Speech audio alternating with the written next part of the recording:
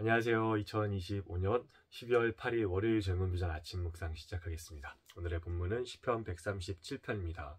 우리가 지금까지 에스라, 학개, 느헤미야서 이 바벨론 포로 생활 이후에 성전 재건과 나라의 재건의 모습을 함께 살펴봤는데, 이 시편 137편도 그 시절과 밀접한 연관이 있습니다. 1절을 한번 볼게요. 우리가 바벨론의 여러 강변 거기에 앉아서 시온을 기억하며 울었도다. 네. 지금 이 시편 137편의 배경 자체가 바벨론의 포로 생활이었기 때문입니다. 바벨론에서 포로 생활할 당시에 기도하고 찬송하던 내용이었었는지, 아니면 돌아와서 기도하고 찬송하던 내용이었었는지, 이 시편 137편을 보면은 언제였는지 정확하게 특정하기는 100% 확신하기는 조금 어렵지만, 아무튼 그 포로 생활 때를 기억하면서 주님 앞에 올려드리던 기도였다는 것이죠. 다시 한번 1절 보시면요, 바벨론의 여러 강변 거기에 앉아서 시온을 기억하며 울었도다. 여러 선지자들의 말을 통해서 계속 나왔었던 거죠. 어디 그 바벨론의 강변에 있을 때 하나님께 받은 계시다, 이렇게 시작하기도 하잖아요. 이 바벨론이라는 나라 자체가 위치가요, 우리가 잘 알고 있는 그 유프라테스 강, 티그리스 강이 합해지는 그런 부분에 있었고, 그래서 많은 강줄기가 있었던 아주 풍요로운 나라였었죠. 근데 거기 사로잡혀 갔을 때 이와 같은 일을 겪었다는 것입니다. 2절, 3절 보시면 그 중에 버드나무에 우리의 수금을 걸었다. 버드나무에 수금을 걸었다. 이거 무슨 뜻일까요? 일단 버드나무에 수금을 걸었다면은 지금 당장 연주할 수는 없는 그러한 모습이잖아요. 근데 이렇게 한 이유가 3절에 기록되어 있어요. 이는 우리가 수금을 버드나무에 건 이유는 우리를 사로잡은 자가 거기서 우리에게 노래를 청하며 우리를 황폐하게 한 자가 기쁨을 청하고 자기들을 위하여 시온의 노래 중 하나를 노래하라 함이로다. 아멘.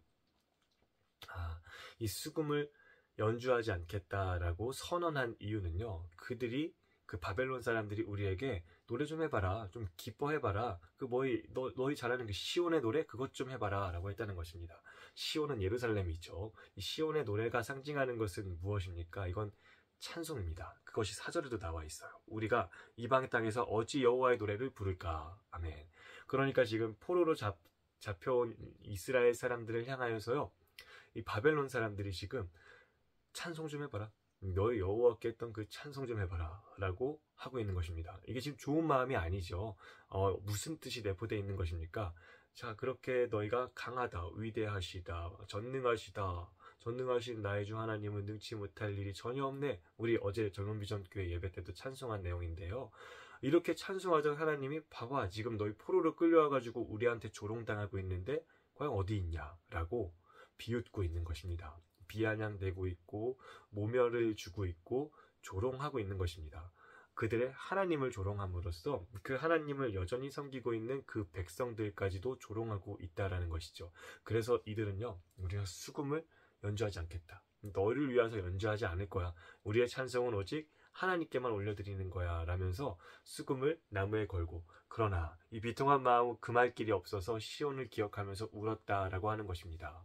근데 이 시제가 아니라 지금 이들이 어디에 있었는가 하는 것이 굉장히 중요합니다. 4절을 다시 보면요, 우리가 이방 땅에서 어찌 여호와의 노래를 부를까. 이건 단순히 지리적인 관점으로 보면은 이 유다 땅에서 멀리 떨어진 바벨론을 말하는 것이죠. 그런데 이 바벨론이 상징하는 것이 있잖아요. 우상을 섬기는 자들, 그리고 우리의 뜻과 우리의 의지에 관계없이 우리를 하나님의 법도가 아니라 우상의 법도에 따라서 통치하고 다스리는 자들, 그 이방 땅은 바로 이런 의미를 가지고 있는 것이지요. 우리가 하나님, 바벨론뿐만 아니라 하나님을 섬기지 못하도록 우리를 포로 삼은 모든 것을 말하고 있는 것입니다. 그러니까 우리의 모든 일상의 순간에서도요, 내가 하나님의 자녀가 아니라 다른 것의 백성, 다른 것의 종으로 살고 있는 그 모든 순간을 여기 이방 땅이라고 할 수 있겠죠. 이 이방 땅에서는 우리가 못하는 것이 무엇이라고요? 찬송할 수 없다는 것입니다.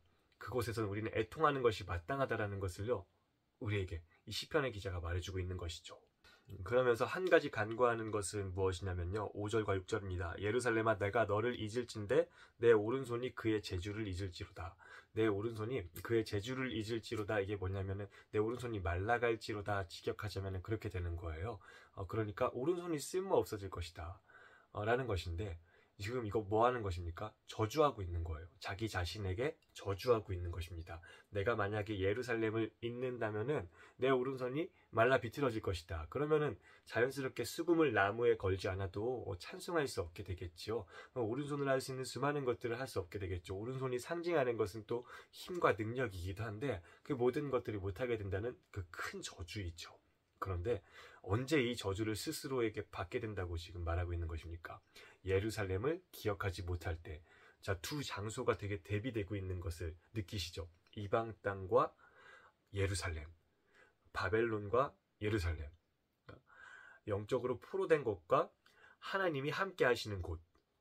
이것을 지금 대비하면서요. 예루살렘을 반드시 기억해야 된다라는 그 역설을 말하고 있는 것입니다.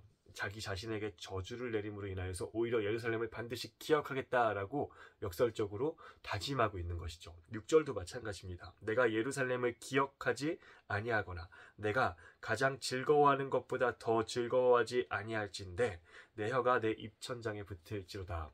오른손의 재주를 잃고 혀가 입천장에 붙고 이것은 마치 뇌경색, 뇌졸중, 중풍을 우리에게 떠올리게 만듭니다. 아무것도 못하게 될 것이다 라는 것이죠.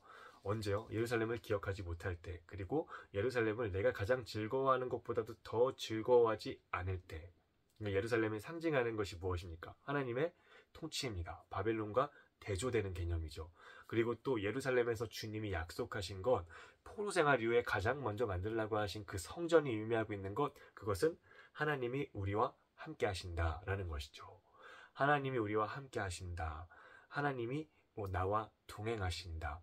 이것을 기억하지 못하고 이것을 어떤 것보다도 귀하고 즐겁게 여기지 못한다면은 나는 이렇게 스스로 아무것도 할 수 없는 몸이 되고 말 것이다. 스스로에게 저주를 하고 있으면서 이 저주의 목적은 결국에는 이거죠. 반드시 기억해야 된다. 반드시 기억해야 된다. 라는 것입니다. 바벨론에서 포로되었을 때 당했었던 그 수치를 기억하면서 나는 주님과 반드시 영원히 동행할 것입니다. 이것을 다짐하고 있는 것입니다. 그리고 여기서 그치지 않고요.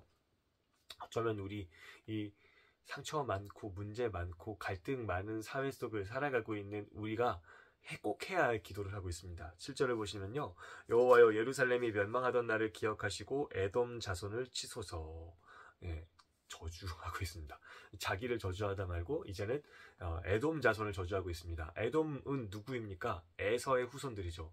에서는 누구의 형제냐면 야곱의 형제고요. 야곱의 하나님이 다시 주신 이름은 이스라엘이죠. 즉 이스라엘의 형제 나라가 바로 에돔 자손이라는 것입니다. 그들을 향하여서 저주의 말을 하고 있는 이유, 그것은요. 그들의 말이 헐어버리라 헐어버리라 그 기초까지 헐어버리라 하였나이다 라고 고발하고 있는 것입니다. 즉 바벨론에 멸망당하던 그 시기에 에돔이 바벨론과 손을 잡고서 예루살렘 다 헐어버려라, 하나 남기지 말고 다 부셔버려라 라고 그들을 도왔었다라는 것입니다. 그 상처와 그 배신감, 형제 나라라고 여겼었던, 실제로 형제 나라였었죠. 그런데 그들이 이와 같이 우리를 멸망시키는데 일조했었다는 그 배신감을요, 지금 이렇게 토설해내고 있는 거죠. 기도하는 것입니다. 에돔한테 가가지고 다짜고짜 싸움 걸고 전쟁 일으키기 전에 뭐 하고 있는 겁니까? 기도하는 것입니다.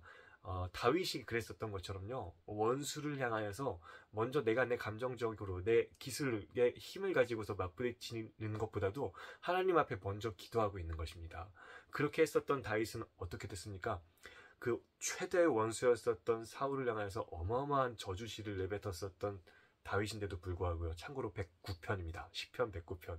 그런데 사울 앞에서는 여호와의 기름 부음 받은 자를 내가 해할 수 없다라면서 이 모든 미움과 뜨거운 감정, 부정적인 감정이 다 해소된 모습을 보여주고 있죠. 그러니까 지금 이들은요, 이 해결되지 않는 분노와 아픔을요, 기도로 승화하고 있는 것입니다. 8절 9절도 마찬가지죠. 멸망할 딸 바벨론아. 바벨론이 아직 멸망하지 않았습니다. 그러니까 멸망할 것이다 라고 반드시 말하고 있는 거예요. 네가 우리에게 행한 대로 너에게 갚는 자는 복이 있고, 9절 보시면요, 좀 수위가 높죠. 너의 어린 것들을 바위에 메어치는 자는 복이 있으리로다. 네, 그러니까 하나님 앞에 하는 기도인 거잖아요. 이게 누구 사람한테 가가지고 입술로 막 범죄하고 그런 게 아닙니다. 하나님 앞에 하는 기도라는 것이죠. 주님 앞에 올려드리는 찬송이고요. 이 금할 길 없는 슬픔과 비통함과 분노를 오직 하나님 앞에 풀고 있는 것입니다. 그리고 이 어린 것들을 죽여주십시오 라고 하는 것은요, 어린이, 아기, 이것이 상징하는 것은 바로 미래죠, 미래.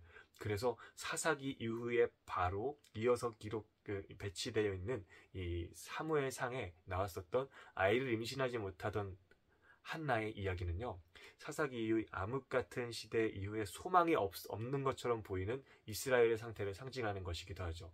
즉, 아이를 메어치게 하소서라는 것은요, 바벨론에 이제 미래의 소망이 없게 하소서라고 주님 앞에 솔직한 모든 마음을 고백하고 있는 것입니다. 여러분, 이 시편 137편 이제 무슨 뜻인지 우리가 자세히 살펴봤는데요, 우리가 바벨론에서 포로된 자로 사는 것이 아니라 예루살렘을, 하나님과의 동행을 반드시 기억하고 그것을 가장 즐거워하며 주님 앞에 모든 것을 다 털어놓으며 기쁨을 누릴 수 있기를 주님의 이름으로 축복드립니다. 기도하겠습니다. 하나님, 우리 이 시편의 기도와 같이 언제나 예루살렘, 주님과 동행하고 있다는 사실을 기억하고, 또한 주님과 동행하는 그 사실이 무엇보다도 기쁘고 귀하다는 사실을 기억하며 오늘도 주님 앞에 나의 모든 것을 털어드리며 자유를 얻게 하여 주시옵소서. 예수님의 이름으로 기도드립니다. 아멘. 승리하세요, 여러분.